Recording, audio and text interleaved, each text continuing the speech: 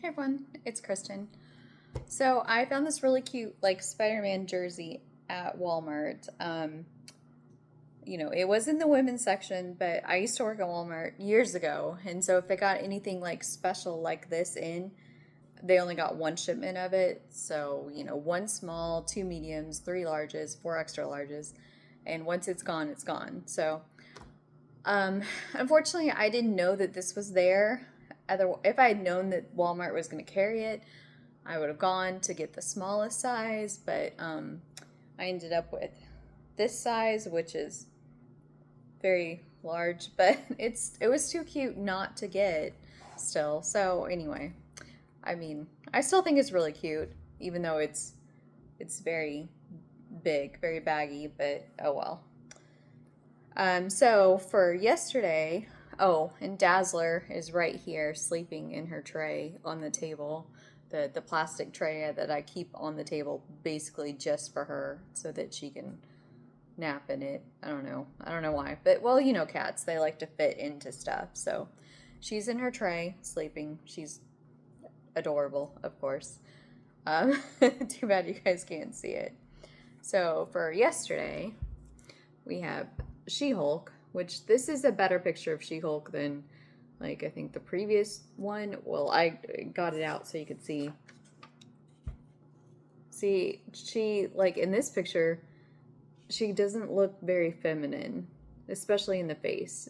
I mean, I'm sure you can see what I mean. So this picture, even though it kind of doesn't look like She-Hulk because she's not in her, kind of iconic, one of her more iconic costumes, it's still, in my opinion, better than the other costume. Like you can see the purple and white. It's just for the whole picture is kind of in shadow, so it's harder to see. But anyway, so I just think that this picture is a better picture of She-Hulk than this picture. Anyway, so and today we have War Machine, which I don't know. We've had a stat card on him, but I haven't really talked about him yet. So in this kind of the little blurb kind of gives you the short origin story of him. So Tony Stark hired decorated Marine James Rhodes to be his private pilot, his private helicopter pilot. He was also one of the first people to know of Stark's dual identity of, being Tony Stark and Iron Man. Because, of course, as we've talked about for a long time, Iron Man and Tony Stark, well, it was a secret identity. It wasn't until like 2002 that I think Iron Man publicly, shared his identity.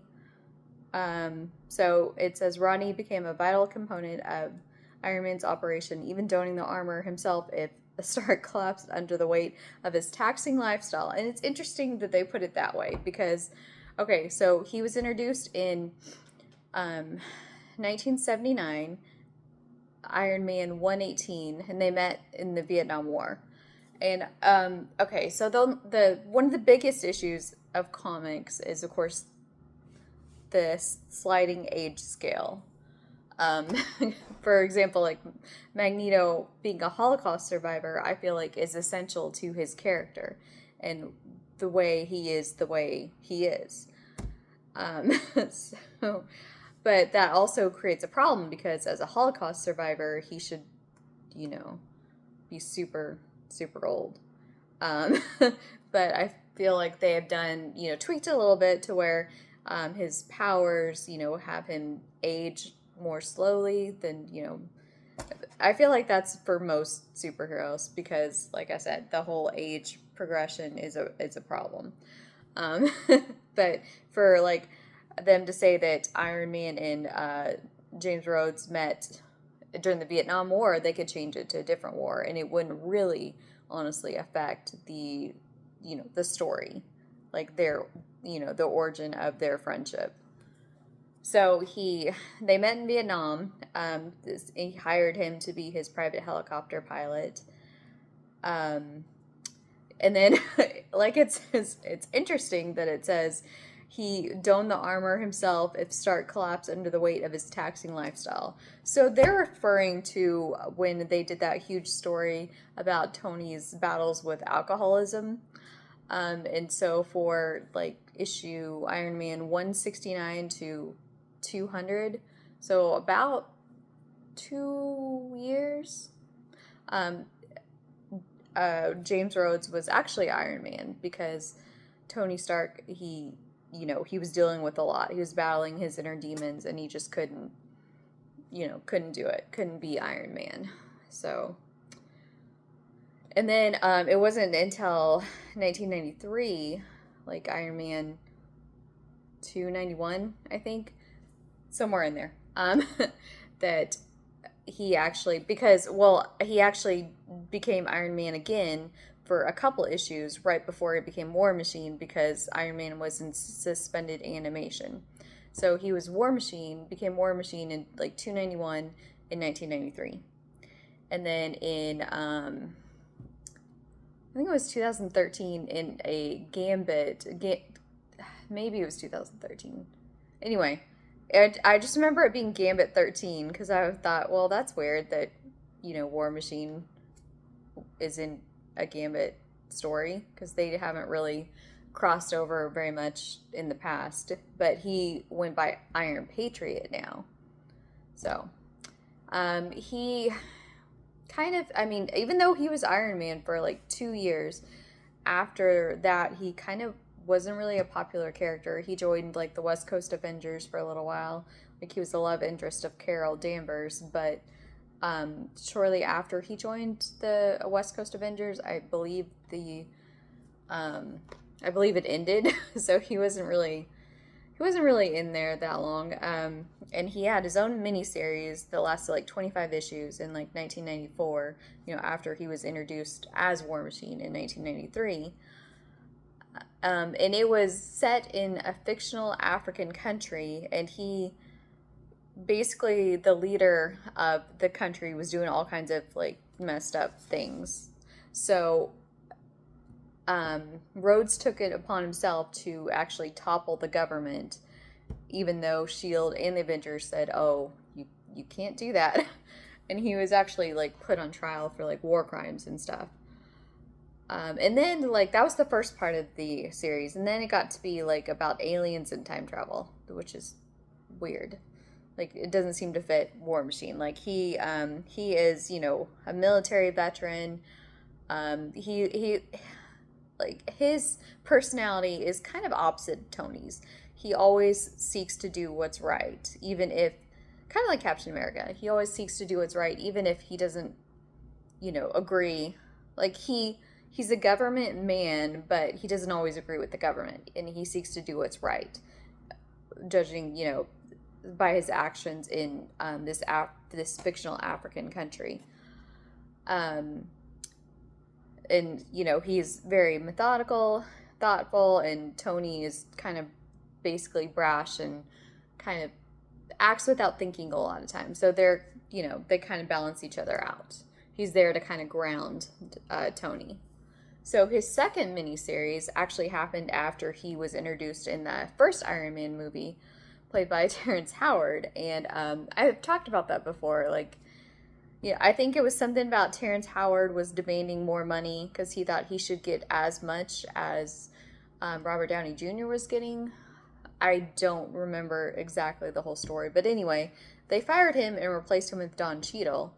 And now if you look at it, Don Cheadle's been in like 5, 6, 7 movies. So if Terrence Howard had just kind of like held out and been like, okay, well, if the movie's popular or whatever, then I'll get more money. He could have been like in all these movies. But like I said, I don't know the whole story. I don't know exactly what happened. It just, kind of, it sucks for him, but it's good for Don Cheadle, I guess.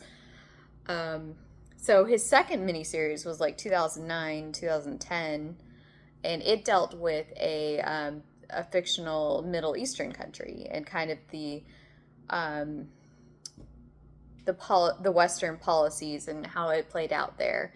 And he was hurt in a terrorist attack, and he actually had like cybernetic implants, and that kind of made him become War Machine even more so because his body was now part cybernetic. And yeah. Oh, I think this is where he was put on trial for war crimes. Because again, he acted without the official, capacity. He wasn't in acting in the official capacity of the U.S. government. And even though he's part of the military, so he should have been, but anyway, I think this is where he was put on trial for war crimes, and his body was like in trying to escape. His body was destroyed, his cybernetic body, but they put his mind in a clone body, and so after that, yeah, and then he became Iron Patriot, but he kind of distanced himself from the military and the government unless it was specifically like domestic affairs or a hostage situation. Like that's pretty much the only time he really acted, since in the past, of course, he got dinged for, doing what he thought was right. And then during Civil War II, he was killed by Thanos just because they thought the story needed a death and they needed, something to make it seem more real, if that makes sense, or more of an impact. And then, of course, he was resurrected like 2 years later. So that's just like a brief history of him. And let's see. So for today, we have, well, yesterday and today, we have Rhino, which is part of the reason I wore this Spider-Man jersey today, because we're talking about another Spider-Man villain. So this is from, you can find the stamp in Avengers number 124, June 74. Also appears in Marvel Spotlight number 18, October 74, and Ghost Rider number 9, December of 74. And this is from Incredible Hulk number 171, January 74, art by Herb Timpe and Jack Abel. You hold him back, Abomination. Show him we mean business. While you're doing that, the Rhino is gonna get us a hostage. And then nobody can stop us. Nobody in the whole wide world will ever stop us again. So this is when he teamed up with Abomination to stop the Hulk. So basically, I mean, this is pretty much the same. They just lightened the stamp image to make him stand out a little bit more. So he was introduced in Amazing Spider-Man 41, and his first, okay, so as I've said before, my first introduction to Spider-Man characters was because of the Spider-Man animated series, because how I first got into superheroes and comic books in general was the X-Men animated series. And as I said before, they have that crossover episode in Spider-Man, the 2-part with the X-Men. So I watched that, of course. And then I decided I really liked the Spider-Man show, so I watched the whole thing. So my first introduction to Rhino was the Spider-Man animated series. So I had no idea he was Russian, like at all. And for the longest time, I really didn't realize he was Russian. I mean, his name, I think, is like Alexei.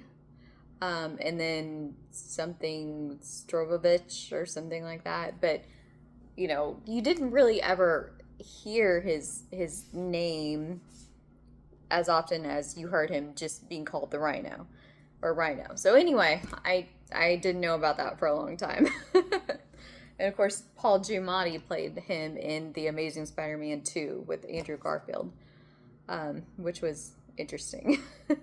So he was introduced. He was actually part of like the Russian like mafia, who was kind of a low-level grunt, and they experimented on him to give him this like indestructible skin, and skin suit, and it enhanced his super strength as well. And his first meeting with Spider-Man, in Amazing Spider-Man 41, is because they wanted him to kidnap James Jameson, J. Jonah Jameson's son. or John Jameson, sorry, not James. um, because he had just been to space and he had like some kind of space particles that they wanted. So that was his first meeting. He ended up in prison after that because, of course, Spider-Man defeated him. And the same scientist came back and enhanced his powers with gamma rays. And they wanted him to go after the Hulk. And yeah, that didn't go well because the Hulk put him in a coma. And the leader then also used him to try to ruin Bruce Banner's wedding. And Rhino ended up in a coma again. Like, he should know by now not to go against the Hulk. But even though he was in a coma, the leader still used his body to, again, try to prevail against the Hulk, which didn't happen. But he actually left the Hulk and Rhino on this alien world. And eventually they got back to Earth somehow. I don't remember how. Anyway, so, and then the image that we were shown from Incredible Hulk, this is, where he collaborated with Abomination in order to take down the Hulk. Like, they were gonna bomb, the Gamma base. Now I'm blanking on the name, the official name.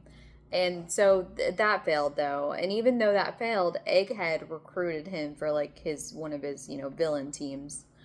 And at some point he was taken to Project Pegasus because the crash landing from, I believe, from when they came back, like Hulk and Rhino came back from space, they crash landed and the crash somehow bonded the suit to him. And he wanted to stay actually at Project Pegasus so they would fix him.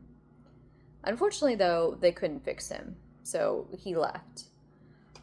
He joined the Sinister Syndicate and fought Spider-Man many, many times. And Kingpin also enticed him to working for him because he's like, hey, I have all this money. Like, I can guarantee you, with all this money that I have, that I can, fix you. That I can get the scientists who work for me to remove the suit that has been bonded to your skin. But he lied and he told the scientists, don't do that. But Rhino overheard him say that to the scientists, so he kidnapped the scientists' kids and basically told them, you better do this, unless you don't want your kids to, be hurt. So they did it, and he actually got a removable suit from Justin Hammer so he could continue in his life of crime. And it's, so one of the random things is when both Rhino and Hulk were in disguise and playing baseball, they went up against each other, because they were on rival teams. It just, one of those really random comic book stories that happens a lot. And let's see. Oh, he accidentally, during a bank robbery, killed a security guard. Punisher kind of humiliated him for that because, even though he didn't mean to kill the security guard, he did kill him. And he is kidnapped by Kraven's son for his, zoo, hunting thing. I mean, I've talked about that before. Vulture, he got captured and, placed in Kraven's zoo hunting world thing. I don't know. And it happens again later, in comic books where he gets captured by Kraven again and placed into this zoo hunting situation. Makes sense. I mean, Kraven, he's a hunter. That's what he does. He hunts animals. And if you're gonna go by the rhino or the vulture, makes sense that he would capture you. So he Punisher actually helps Rhino escape, and Rhino feels so guilty that he tries to make amends with the widow of the security guard he accidentally killed and sends her money. He he turns himself in at this point because, like I said, he killed the security guard without meaning to. He feels bad. He made this woman a widow. I mean, and all this time he's married, so he just thinks, "Wow, like this could be my wife." So he turns himself in, gives up, a life of crime. This new villain comes. I forget his name, but he wants Rhino to be the Rhino again.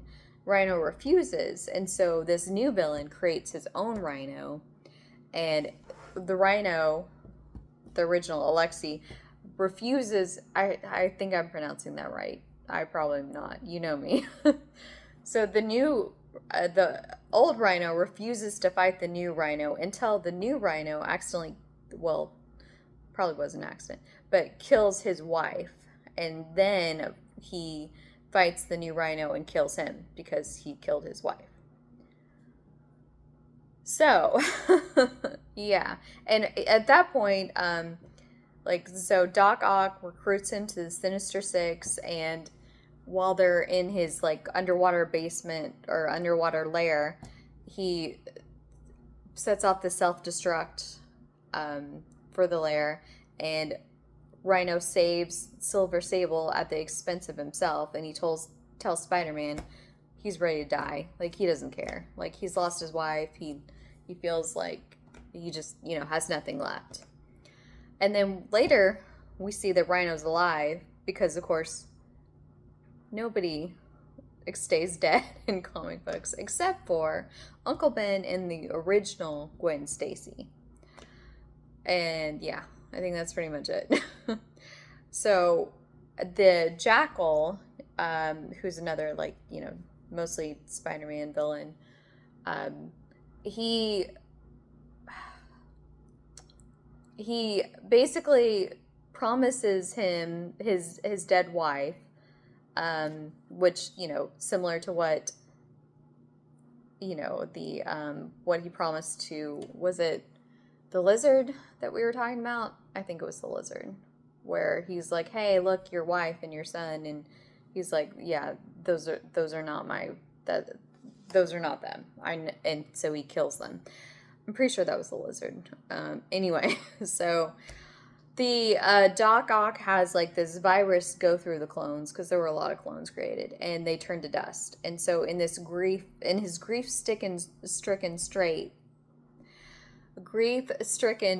state, he goes on a rampage, and Spider-Man finally is able to talk him down.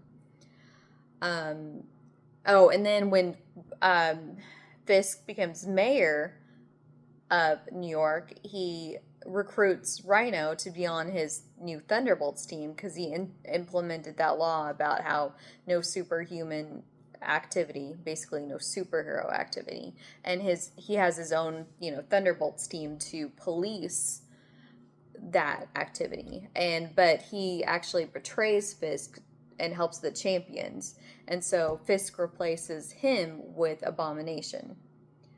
And then the latest thing was Orchis brainwashed him. He went on a rampage, and he actually, during his rampage, had a heart attack, and Spider-Man saved him by giving him CPR, and he was taken to the Ravencroft prison, and we saw Spider-Man visiting him in there.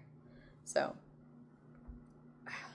Dazzler's still sleeping. I'm not surprised she slept through this whole video, but it would have been nice if she had joined us, just made a brief appearance, but oh well.